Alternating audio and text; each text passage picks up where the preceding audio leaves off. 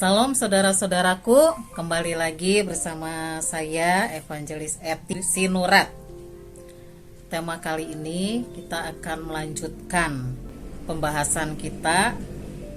Sekarang kita akan membahas tentang apa itu dilahirkan kembali.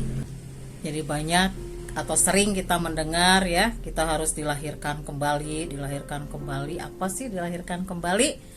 Kita lihat Yohanes pasal 3 ayat 1 sampai 7.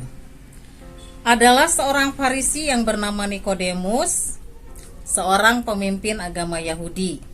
Ia datang pada waktu malam kepada Yesus dan berkata, "Rabi, kami tahu bahwa engkau datang sebagai guru yang diutus Allah, sebab tidak ada seorang pun yang dapat mengadakan tanda-tanda yang engkau adakan itu jika Allah tidak menyertainya. Aku berkata kepadamu sesungguhnya," kata Yesus ya, "jika seorang tidak dilahirkan kembali, ia tidak dapat melihat kerajaan Allah." Lalu kata Nikodemus kepadanya, "Bagaimana mungkin seorang dilahirkan kalau ia sudah tua? Dapatkah ia masuk ke dalam rahim ibunya dan dilahirkan lagi?" Tapi Yesus menjawab, "Aku berkata kepadamu, sesungguhnya jika seorang tidak dilahirkan kembali, ia tidak dapat masuk ke dalam kerajaan Allah. Jika seorang tidak dilahirkan dari air dan roh, ia tidak dapat masuk dalam kerajaan Allah. Apa yang dilahirkan dari daging adalah daging, dan apa yang dilahirkan dari roh adalah roh. Janganlah engkau heran karena aku berkata kepadamu, kamu harus dilahirkan kembali." Nah, saudara-saudaraku, Nikodemus yang seorang yang paling fanatik dalam agamanya ya, di dalam ibadahnya yang paling taat kepada Allah, bahkan ia seorang pemimpin agama Yahudi, dia hanya dapat melihat Yesus itu sebagai rabi atau guru dan utusan Allah. Dia tidak bisa melihat keilahian Tuhan Yesus. Dia hanya bisa melihat kemanusiaan Tuhan Yesus. Jadi dia hanya bisa mengetahui Yesus itu dari pikirannya sendiri. Itulah sebabnya Tuhan Yesus berkata, "Jikalau kamu tidak dilahirkan dari air dan roh, atau tidak dilahirkan kembali, kamu tidak dapat melihat kerajaan Allah."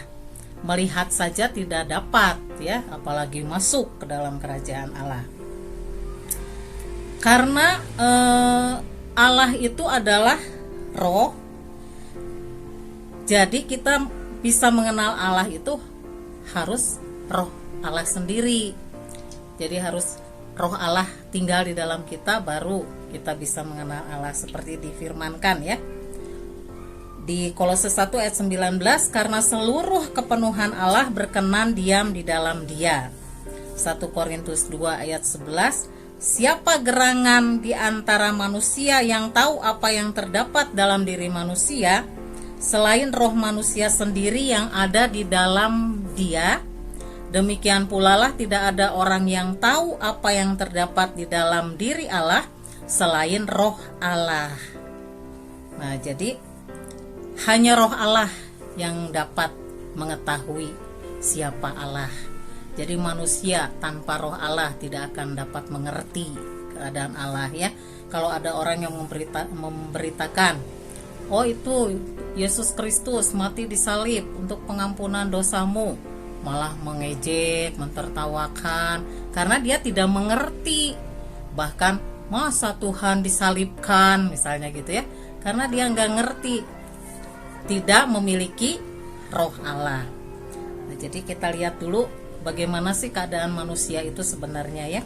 Menurut 1 Tesalonika 5 ayat 23, "Semoga Allah damai sejahtera menguduskan kamu seluruhnya, dan semoga roh, jiwa, dan tubuhmu terpelihara sempurna dengan tak bercacat pada kedatangan Yesus Kristus Tuhan kita." Nah, menurut firman ini manusia itu ada 3 bagian. Pertama ada tubuh. Tubuh itu yang sudah kita lihat sekarang ya, ada panca indera. Mata bisa melihat, telinga bisa mendengar, hidung bisa mencium bau-bauan, ya, atau wangi-wangian. Lidah bisa mengecap rasa asin, manis, pahit, asam, ya. Lalu kulit bisa merasakan, kalau kita meraba itu ya, bisa merasakan oh benda ini kasar atau halus begitu. Kalau dicubit terasa sakit, nah itu adalah tubuh. Kedua, jiwa. Jiwa itu terdiri dari 3 bagian juga. Ada pikiran atau akal. Ada juga emosi atau perasaan jiwa ya, perasaan.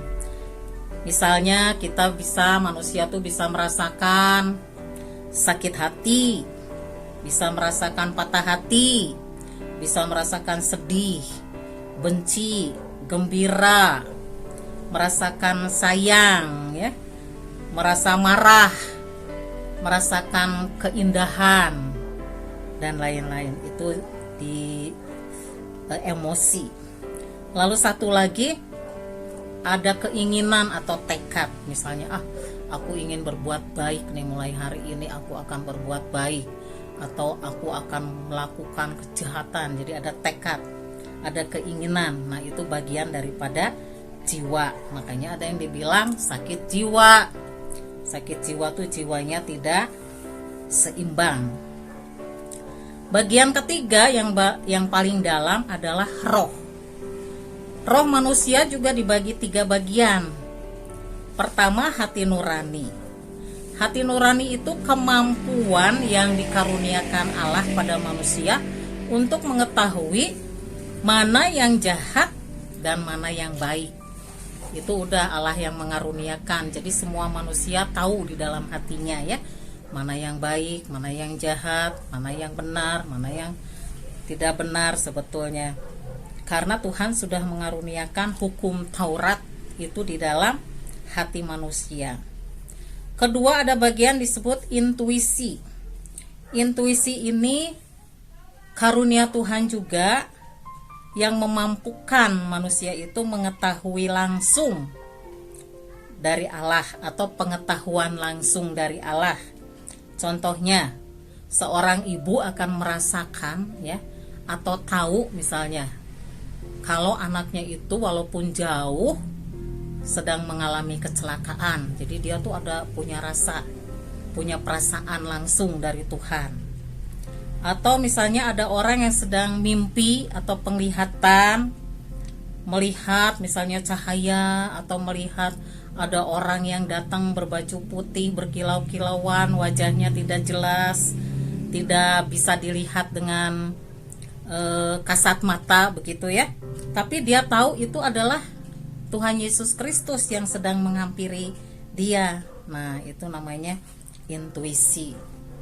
Jadi intuisi ini, hati nurani ini jalan di dalam semua manusia ya. Bahkan pada kasus-kasus tertentu kalau intuisinya kuat ya, dia itu disebut paranormal atau dukun ya, indigo dan lain-lain. Itu intuisi dalam manusia itu kuat.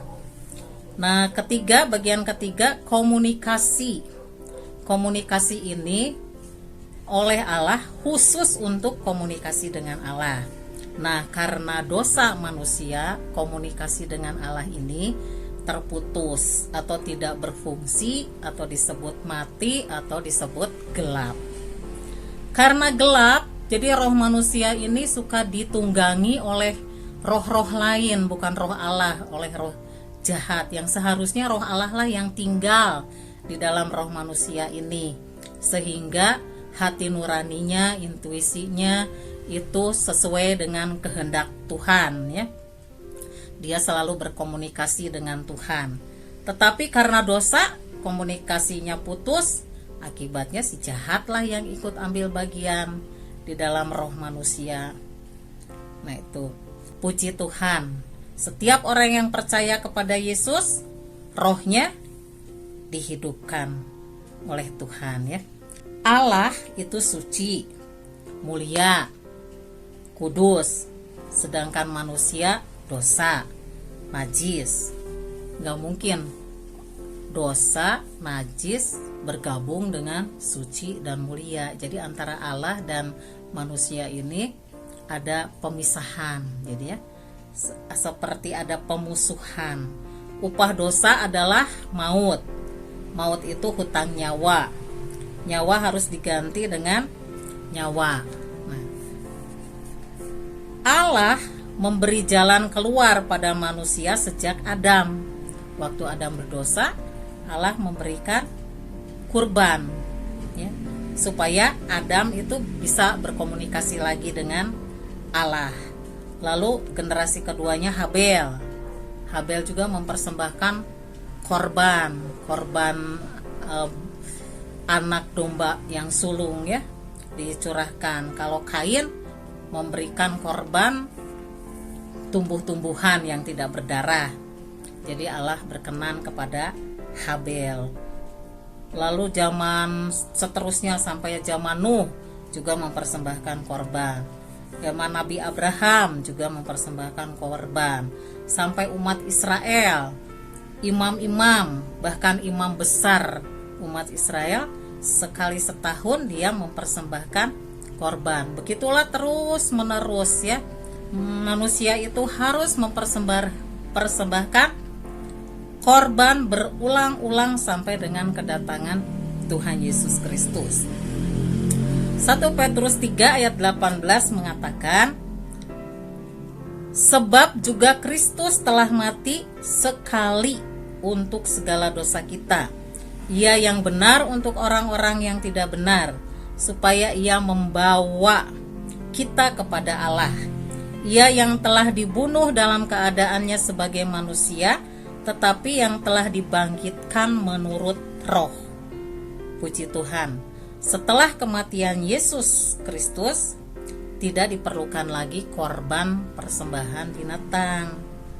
Dia adalah korban Allah. Yesus itu yang disebut anak domba Allah. Cukup satu kali, ya, hanya satu kali saja ia mempersembahkan dirinya kepada Allah, memberikan nyawanya kepada Allah. Nah, jadi setiap orang, saudara-saudaraku, yang menerima pengampunan dari Tuhan ini, ya, kalau jam sebelum Yesus datang kan berupa korban-korban binatang. Jadi setiap orang yang sudah diampuni dosanya, Allah berfirman di Yehezkiel 36 ayat 26 dan 27, kamu akan kuberikan hati yang baru dan roh yang baru di dalam batinmu, dan aku akan menjauhkan dari tubuhmu hati yang keras, dan kuberikan padamu hati yang taat. Rohku akan kuberikan diam di dalam batinmu, dan aku akan membuat kamu hidup menurut ketetapan-ketetapanku, dan tetap berpegang pada peraturan-peraturanku dan melakukannya. Yehezkiel 11 ayat 20, supaya mereka hidup menurut segala ketetapanku dan peraturan-peraturanku dengan setia, maka mereka akan menjadi umatku dan aku akan menjadi Allah mereka. Nah, puji Tuhan. Jadi orang-orang yang mau ditebus dosanya oleh Allah, Allah memberikan roh yang baru. Yang tadinya roh kita itu tidak berfungsi, diberikanlah roh yang berfungsi kembali untuk bisa bergaul kembali dengan Allah, bisa berbicara kembali dengan Allah, ya, bisa curhat dengan Allah, karena Allah itu adalah Allah yang hidup. Lalu Allah menjauhkan dari tubuh kita hati yang keras, diberikannya hati yang taat. Selain rohnya menjadi hidup kembali, menjadi terang, ya, rohnya, yang penting adalah roh Tuhan juga diberikan. Jadi ada roh Tuhan, ada roh manusia berbaur di dalam hati setiap orang yang percaya dan bertobat, ya, mengaku dosa, menerima pengampunan, dan percaya mengandalkan roh di dalam hidupnya, maka dia akan mampu melakukan peraturan-peraturan. Dia akan menjadi umat Allah. Jadi tanpa roh Tuhan, kita tidak bisa mengenal Tuhan. Jadi bagaimana kita bisa melakukan ketetapan-ketetapannya. Tidak ada kemampuan ya, seperti Nikodemus tadi, walaupun dia pemimpin agama Yahudi, seorang Farisi, seorang yang taat menjalankan agamanya, dia hanya mengerti Tuhan itu sebatas pikiran manusia, karena hanya manusia yang dapat mengerti diri manusia, tidak dapat mengenal Allah dari sisi kealahannya. Nah, sekarang apa yang harus kita lakukan? Pertama, bertobat, mengakui dosa-dosa ya, di 1 Yohanes 1 ayat 9. Jika kita mengaku dosa kita, maka Ia adalah setia dan adil, sehingga Ia mengampuni kita dari segala dosa kita dan menyucikan kita dari segala kejahatan. Nah, jadi kita disucikan, dikuduskan, dibenarkan, jadi berdamai kembali dengan Allah ya, bisa berhubungan kembali seperti yang penciptaan Allah mula-mula sebelum berdosa, sebelum Adam berdosa. Di 1 Korintus 6 ayat 17 mengatakan, tetapi siapa yang mengikatkan dirinya pada Tuhan menjadi satu roh dengan Dia. Selain kita diampuni, disucikan, roh Tuhan tinggal di dalam kita. Jadi roh Tuhan dengan roh kita bersatu, sehingga kita mengerti ya, mengerti kehendak Allah dan mampu melakukan kehendak Allah. Jadi orang yang udah percaya Tuhan itu, yang udah diampuni dosa-dosanya dan yang sudah dilahirkan kembali, bukan berarti jadi begini, ada orang yang bilang, oh orang Kristen tapi kelakuannya berarti enak ya, kalau udah diampuni bisa berbuat dosa. Salah besar ya, tidak benar. Orang yang sudah dilahirkan kembali, dia tidak akan berbuat dosa lagi. Kalaupun dia berbuat dosa, dia jatuh tidak akan pernah tergeletak, karena dia ada yang menopang, yaitu Yesus Kristus dan roh Yesus, roh hidup yang kekal, roh kudus, roh kebenaran ada beserta dengan dia. Tidak akan pernah ingin berbuat dosa. Jadi salah kalau ada perkataan, oh enak diampuni dosanya, nanti bisa berbuat dosa. Tidak, bahkan tidak akan berbuat dosa kalaupun ada kesalahan dosa, karena dia tidak mengandalkan roh Tuhan. Nanti di video selanjutnya ya akan diberitakan bagaimana kita cara hidup bersama-sama dengan Allah, bergaul dengan Allah. Wahyu 3 ayat 20 juga mengatakan, lihat, aku berdiri di muka pintu dan mengetok. Jikalau ada orang yang mendengar suaraku dan membukakan pintu, aku akan masuk mendapatkannya, dan aku akan makan bersama-sama dengan dia, dan dia bersama-sama dengan aku. Nah, Tuhan Yesus itu berfirman ya seperti itu. Jadi Tuhan Yesus itu selalu berdiri di pintu hati kita, mengetuk hati kita. Siapa yang membukakan pintu hatinya, maka Tuhan akan masuk, tinggal di dalam roh kita, dan kita dengan Tuhan bersama-sama hidup di muka bumi ini sampai selama-lamanya ya. Jadi ada hubungan. Jadi agama itu ya, kalau kita mengikuti agama, jangan melakukan ini, jangan melakukan itu, harus begini, harus begitu, itu tidak akan selamat.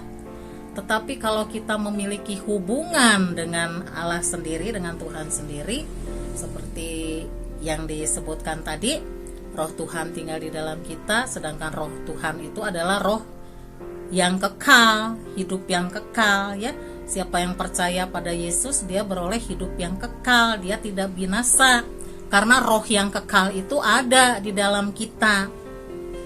Jadi hidup kekal itu udah kita dapatkan dari sekarang, rohnya, bukan tubuhnya. Kalau tubuh suatu hari juga pasti mati, karena darah dan daging tidak ada bagian dalam kerajaan sorga.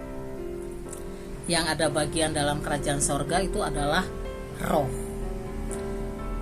Nah, jadi kalau kita sudah dilahirkan kembali, Setiap saat kita bisa berkata-kata dengan Tuhan Yesus, tidak perlu menunggu waktu, harus pagi, harus malam, atau harus siang. Setiap saat bisa berjumpa dengan Tuhan, berkomunikasi dengan Tuhan. Seperti itu saudara-saudaraku. Jadi roh yang ada di dalam kita itu, yang dibilang roh di dalam kita itu, roh Allah itu ya, lebih besar dari roh-roh yang ada di dunia ini. Itulah sebabnya kita itu ngerti. Jadi kita tuh ngerti kapan Yesus sebagai manusia. Waktu Yesus disalib, dia memakai kemanusiaannya. Pada saat Yesus menjadi manusia, dia memanggil Allah itu Bapa, ya. Pada saat dia jadi manusia, dia memanggil dirinya sendiri anak manusia. Dia juga sebagai saudara, sebagai manusia ya, tapi sebagai Tuhan dia Allah yang benar, Allah yang perkasa, Bapa yang kekal. Jadi ajaib. Kita mengerti Allah itu ajaib. Di firman Tuhan ya, penasehat ajaib, Bapa yang kekal, Allah yang perkasa, Raja damai, Allah yang benar, terang dunia, dan masih banyak lagi gelar-gelar daripada Tuhan Yesus Kristus itu ya. Kita mengerti karena apa? Tadi ada firman-Nya. Jadi yang bisa mengerti akan Allah adalah roh Allah itu sendiri. Roh Allah tuh Roh Kudus, Roh kebenaran, Roh Yesus Kristus. Itu. Jadi kalau roh kita sudah ditinggali oleh roh Allah, kita mengerti Allah itu seperti apa. Jadi tidak akan menghina orang gitu ya. Kalau saya juga kalau misalnya dihina, diolok-olok, dicaci, itu tidak merasa, nggak ada sakit hati. Karena apa? Roh Tuhan di dalam kita ini lebih dahulu sudah merasakannya ya. Yesus waktu jadi manusia tuh udah merasakan. Jadi tidak dirasakan lagi oleh kita manusia sekarang. Ada roh Allah yang menaungi kita itu. Jadi saudara-saudaraku, setiap orang yang rindu ditinggali oleh Roh Kudus, syaratnya hanya 2 ya. Mengaku dosa-dosa kita. Kalau pernah berhubungan dengan roh-roh jahat, berhubungan dengan dukun-dukun ya, selain mengaku ke Tuhan Yesus, memutuskan hubungan juga dengan dukun-dukun itu, dengan roh-rohnya, supaya tidak ada hambatan-hambatan dalam mengikut Tuhan. Lalu membuka hati, mengundang roh Tuhan tinggal di dalam roh kita. Ayo teman-teman, siapa yang rindu, ikuti doa saya dengan segenap hatimu, supaya Tuhan benar-benar hadir di dalam hidupmu. Tuhan Yesus, aku orang berdosa, ampuni segala dosa-dosaku sejak dalam kandungan ibuku sampai hari ini. Tuhan Yesus, aku percaya Engkau mati bagiku, darah-Mu tercurah untuk mengampuni aku dari dosa-dosaku, menyucikan aku, menguduskan aku, melayakkan aku, dan memperdamaikan aku dengan Bapa di sorga. Tuhan, aku membuka hatiku pada hari ini. Masuklah ke dalam rohku, menjadi Tuhanku, menjadi juru selamatku secara pribadi. Terima kasih, dalam nama Yesus Kristus Tuhan, aku bersyukur. Amin.